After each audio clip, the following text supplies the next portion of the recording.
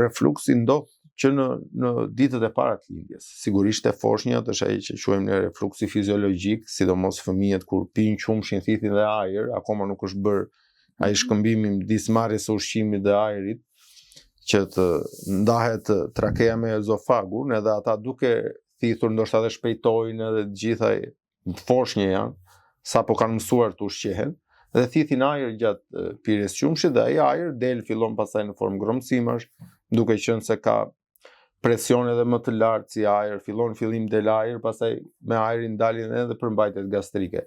Por te foshnjat kalon shumë shpejt. Ka edhe te fëmijët që janë pak më të rritur, sigurisht, që ndodh kjo gjë, ndodh refluksi, pastaj nëse bëhet shqetësuese dhe ul cilësinë e jetës, do merret medikamente të ndryshme patjetër që ka. Po nga moshat ku e shihni më të Moshat zakonisht janë moshat më aktive që e përjetojnë këtë, që është 25, 20, 25 deri në 40, 45, sepse refluksi ka edhe një, si thuaç, prekursor tjetër që është stresi. Sa më i lartë jetë stresi, aq më i lartë është niveli i acidit gastrik, aq më i lartë është motiliteti, lëvizshmëria e stomakut.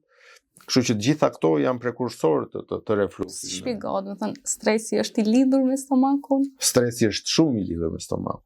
Domthonë, stomaku përjeton çdo gjë emocionale që përjetojmë edhe ne. Edhe nxitet nga çdo gjë emocionale që nxitemi edhe ne. Kështu që janë të dyja të lidhura me njëra tjetrën.